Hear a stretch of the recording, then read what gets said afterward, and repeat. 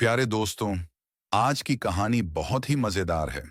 ये वाकया एक जिन्न और एक नेक दिल गरीब लड़की जरीना का है, जो एक लकड़हारे की बेटी थी। एक दिन जब वह लकड़ी काटने जंगल में गई, तब उसने गलती से एक जिन्न को आजाद कर दिया। फिर जिन्न ने उसने एक दिल लड़की के साथ क्या किया, जानते हैं इस वीडियो में। इस कहानी को हमारे साथ आखिर तक देखिएगा। तंग गलियों से घिरा एक छोटा सा गांव, जहां हर सुबह की शुरुआत मेहनत और हर रात की इब्तिदा थकान से होती थी। उसी गांव के एक पुराने मकान में जरीना अपनी मां के साथ रहती थी। ये मकान नहीं बल्कि एक उजड़ा हुआ घर था, जिसके छप्पर से बारिश टपकती थी और दीवारों में दरारें थीं।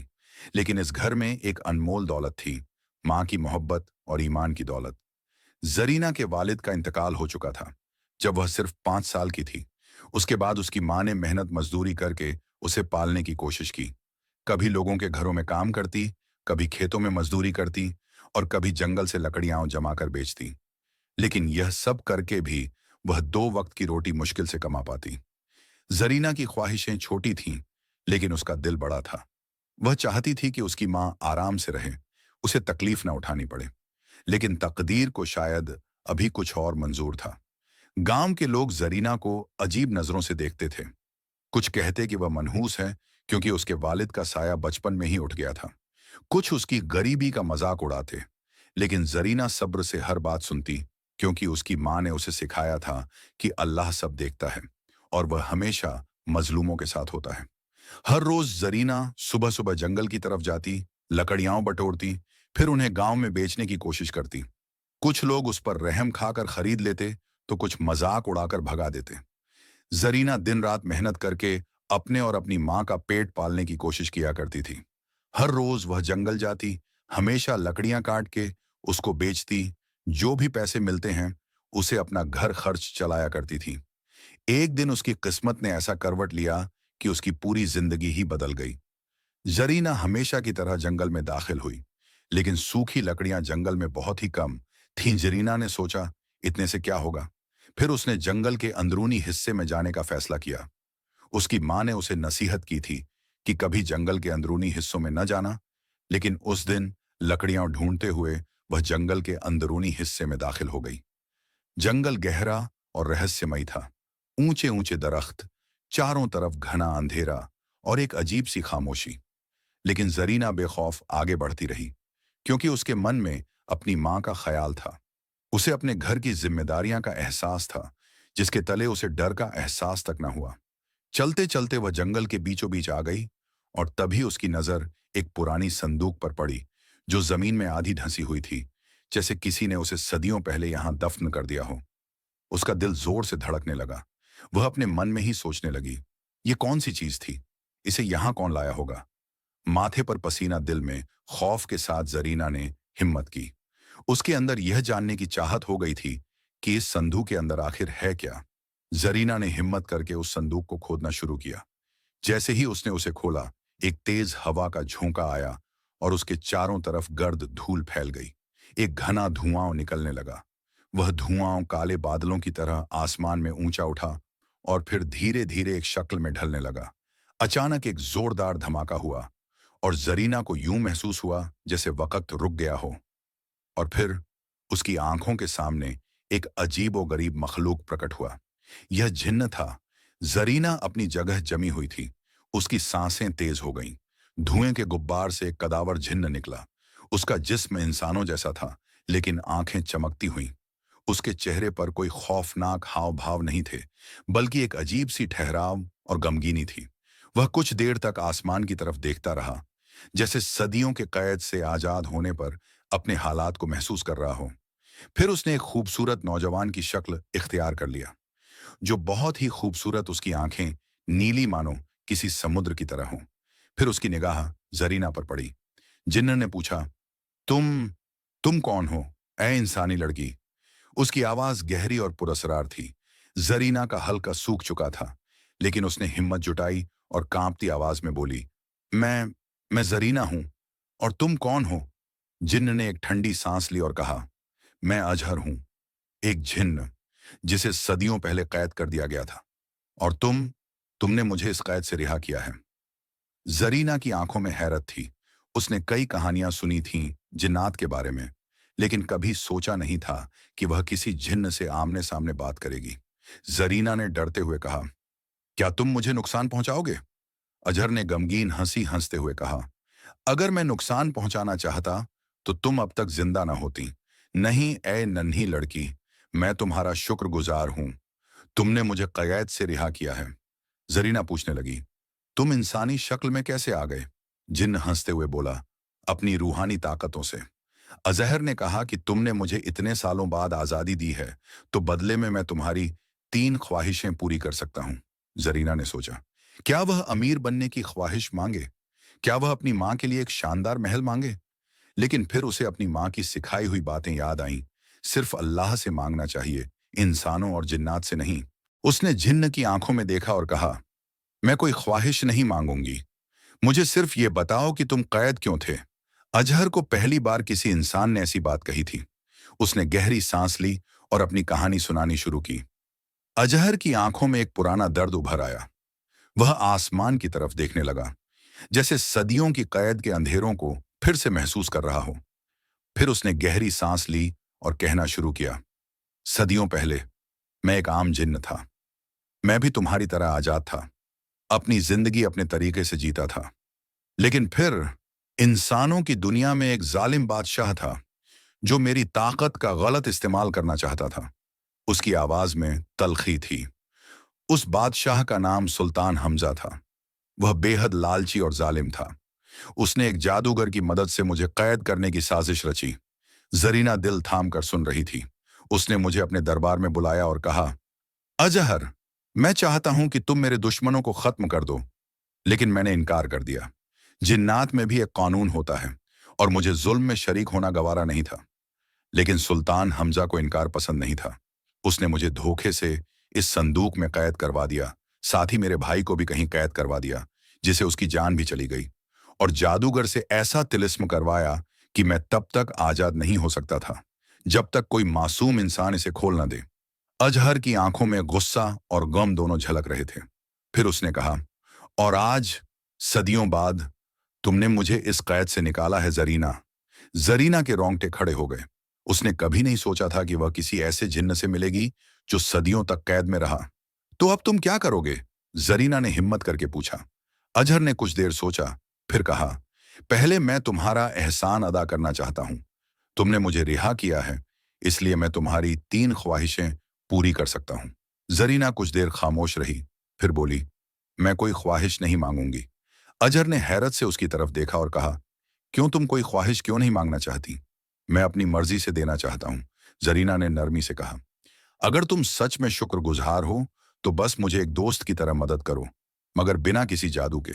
मैं अपनी मेहनत से अपनी तकदीर बदलना चाहती हूं, किसी जिन्न के करिश्मे से नहीं।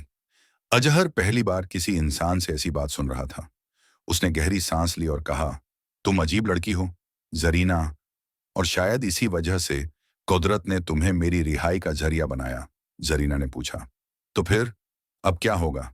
अजहर मुस्कुराया और बोला, अब से मैं तुम्हारा दोस्त हूं, और मैं तुम्हें एक ऐसे सफर पर लेकर जाऊंगा जहां तुम्हें अपने होने की असली वजह समझ आएगी। अजहर जरीना को एक जादुई पेड़ के पास ले गया, जहां उसने अपनी पूरी जिंदगी की कहानी उसे पेड़ में दिखाई। जरीना को अपनी आंखों पर यकीन नहीं हो रहा था कि वह किसी की पूरी जिंदगी को अपने आंखों के सामने देख रही है। अंधेरा गहरा हो चुका था। जंगल में ठंडी हवा चल रही थी और चांद की हल्की रोशनी जमीन पर गिर रही थी। जरीना अब तक यकीन नहीं कर पा रही थी कि वह एक जिन्न के साथ खड़ी थी, और वह भी ऐसा जिन्न जो उसकी कोई भी 3 ख्वाहिशें पूरी कर सकता था। लेकिन उसने ख्वाहिश मांगने से इनकार कर दिया। अजहर के चेहरे पर एक अजीब सा तासुर था, हैरानी और इज्जत का मिला जुला एहसास। क्या तुम वाकई कोई ख्वाहिश नहीं मांगोगी? जिन्न ने एक बार फिर पूछा। जरीना ने सर झुका लिया और कहने लगी, नहीं, मेरी माँ ने हमेशा सिखाया है कि बस अल्लाह से मांगना चाहिए, इंसानों से भी नहीं, जिन्नात से भी नहीं। मैं अपनी तकदीर खुद बनाना चाहती हूँ, किसी जिन्न के करिश्मे से नहीं। जिन्न मुस्कुराया और कहने लगा, तुम बाकी इंसानों से अलग हो। अल्लाह ने तुम्हारा दिल बहुत साफ रखा है। जरीना भी हल्की सी मुस्कुराई और बोली, अगर तुम सच में मेरे एहसानमंद हो, मेरी मदद करो, मगर बिना किसी जादू के। अजहर ने कुछ देर सोचा, फिर एक गहरी सांस लेकर कहा, ठीक है, मैं तुम्हारा दोस्त बनूंगा, लेकिन एक शर्त पर। तुम कभी मुझसे झूठ नहीं बोलोगी।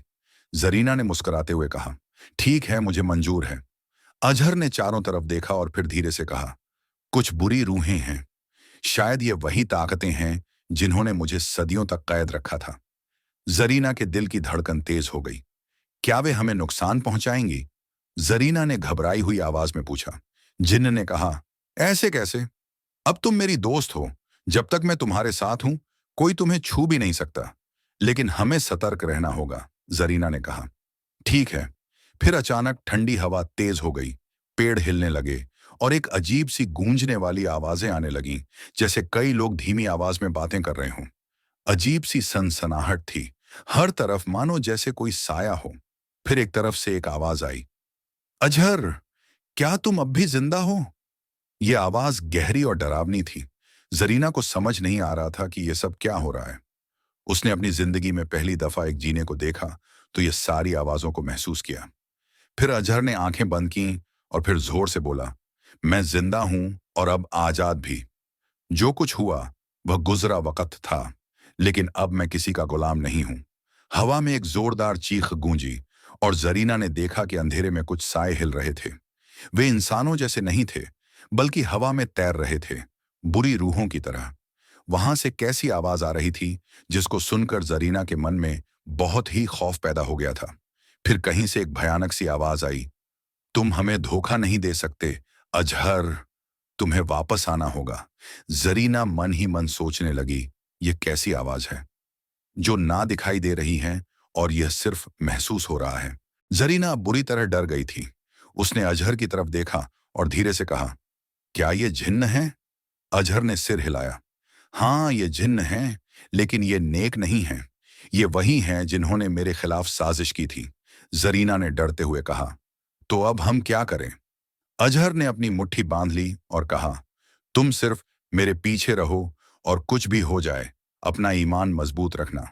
जरीना ने फिर धीमी सी आवाज में अजहर से पूछने लगी, क्या ये हमें नुकसान पहुंचाने के लिए है? अजहर ने उसकी तरफ देखा और कहा, अगर हमारा ईमान कमजोर पड़ा तो हाँ, लेकिन अगर हमने अल्लाह पर भरोसा रखा तो ये कुछ नहीं कर सकते। वे दोनों यह बातें कर ही रहे थे कि अचानक उन बुरी रूहों ने उन पर हमला कर दिया। हवा जोर से चलने लगी, पेड़ गिरने लगे और अंधेरा और गहरा हो गया। लेकिन अजहर अपनी जगह मजबूती से खड़ा रहा। उसने जरीना की तरफ देखा और कहा, तुम मुझ पे यकीन रखो बस। जरीना ने कांपते हुए अपनी आंखें बंद की और धीमे धीमे आयतुल कुर्सी पढ़ना शुरू किया। जैसे ही उसने यह पढ़ा, चारों तरफ रोशनी फैलने लगी। वह बुरी रूहें तड़पने लगीं। वे चिल्लाईं, नहीं, यह मुमकिन नहीं। लेकिन धीरे धीरे वे धुएं में तब्दील होकर गायब होने लगीं। सब कुछ शांत हो गया। अजहर ने एक लंबी सांस ली और मुस्कुराते हुए कहा, देखा, अल्लाह के कलाम के आगे कोई ताकत नहीं टिक सकती। जरीना की आंखों में आंसू आ गए। मैंने सोचा था कि तुम मेरी हिफाजत करोगे, लेकिन असल में अल्लाह ने मेरी हिफाजत की। अजहर ने सिर झुका लिया। हाँ, यही सच्चाई है। इंसान को हमेशा अल्लाह पर भरोसा रखना चाहिए।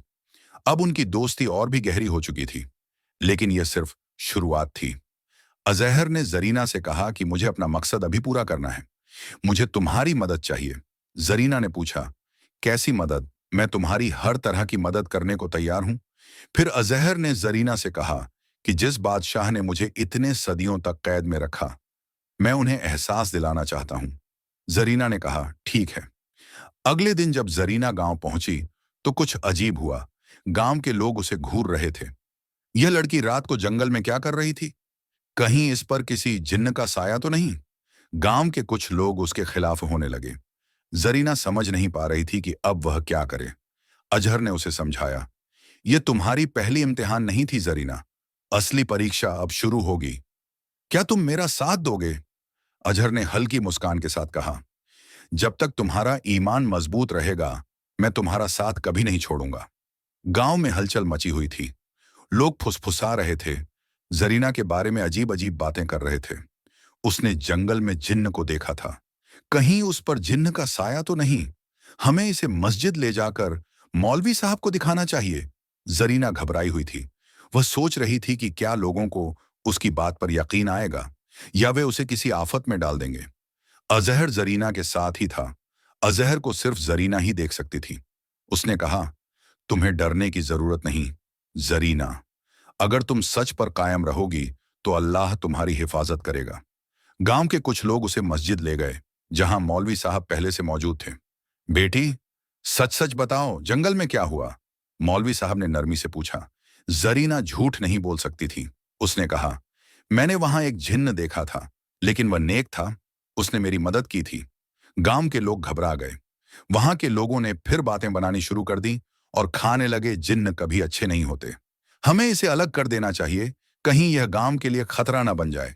मौलवी साहब ने सभी को शांत किया और जरीना से फिर पूछा, क्या उसने तुमसे कुछ मांगा? नहीं, उसने मुझसे सिर्फ दोस्ती की पेशकश की थी और मैंने भी उससे वादा लिया कि वह बिना जादू के मेरी मदद करेगा। मौलवी साहब ने गहरी सांस ली और कहा, अगर तुम्हारा ईमान मजबूत है और तुमने कोई गलत काम नहीं किया तो तुम्हें डरने की जरूरत नहीं। गांव के लोग अब भी हैरान थे, लेकिन मौलवी साहब के कहने पर वे चुप हो गए। फिर मौलवी साहब ने जरीना से कहा, ठीक है बेटी, अब तुम घर जाओ। जरीना घर आ गई, लेकिन उसके मन में अभी तक अजहर के ख्यालात गूंज रहे थे। उसे अजहर की याद आ रही थी। जरीना को रात को कुछ ज्यादा ही बेचैनी होने लगी, तो वह पास में ही नदी किनारे टहलते हुए चली गई। अचानक अजहर भी उसके सामने आ गया। जरीना और अजहर नदी किनारे बैठे थे। अजहर ने कहा, आज तुमने बहुत हिम्मत दिखाई। जरीना ने नरम लहजे में कहा, मुझे सच बोलना था, लेकिन अब भी लोग मुझसे डरते हैं। उन्हें लगता है कि जिन्न का साया मेरे ऊपर है और मैं उन लोगों के लिए खतरा हूं। अजहर जरीना की बातों से बहुत ही उदास हो गया और कहने लगा, जरीना, मुझे अब जाना होगा। जरीना चौंक गई। क्या? क्यों? अजहर ने कहा, मेरा मकसद पूरा हो चुका है। तुमने मुझसे कोई ख्वाहिश नहीं मांगी, लेकिन तुमने सबका सीखा, हिम्मत, सच्चाई और ईमान की ताकत। जरीना की आंखों में आंसू भर आए और वह कहने लगी, तुम मेरे दोस्त हो तो मुझे छोड़कर कैसे जा सकते हो? अजहर हल्की मुस्कान के साथ बोला, हाँ, और दोस्ती हमेशा दिलों में रहती है, लेकिन मुझे अपनी दुनिया में वापस जाना होगा। जरीना ने आंसू पोंछे और कहा, मैं तुम्हें कभी नहीं भूलूंगी अजहर। अजहर ने कहा, मैं भी तुम्हें कभी नहीं भूलूंगा। दोनों की आंखों में आंसू थे। फिर वह धीरे धीरे धुएं में तब्दील हुआ और हवा में गायब हो गया। जरीना को अपनी आंखों पर यकीन नहीं हो रहा था। उसे खुद पर भी यकीन नहीं हो रहा था कि एक जिन्न ने उसकी मदद की और वह अब ख्वाबों की तरह गायब भी हो गया। जरीना अब अकेली थी, लेकिन वह पहले जैसी नहीं थी। अब उसमें हिम्मत थी, सच के लिए खड़े होने की ताकत थी। गांव के लोग धीरे धीरे समझ गए कि जरीना पर किसी जिन्न का साया नहीं था। वह बस एक नेक लड़की थी, जिसने एक अनोखी दोस्ती का तजुर्बा किया था। समय बीतता गया। जरीना ने अपनी मेहनत से अपनी मां के लिए एक अच्छा घर बनाया। उसकी मां को उस पर गर्व था। लेकिन कभी कभी जब रात के अंधेरे में हवा बहती, उसे ऐसा लगता जैसे कोई फुसफुसा रहा हो, जरीना, मैं हमेशा तुम्हारे साथ हूं। और वह मुस्कुरा देती। इस तरह जरीना की जिंदगी बहुत ही खूबसूरती से गुजरने लगी। तो दोस्तों, आपको यह कहानी कैसी लगी, हमें कमेंट बॉक्स में जरूर बताएं। अगर आपको यह कहानी अच्छी लगी तो हमें सब्सक्राइब करें। ऐसी मजीद वीडियो के साथ हम आते रहते हैं।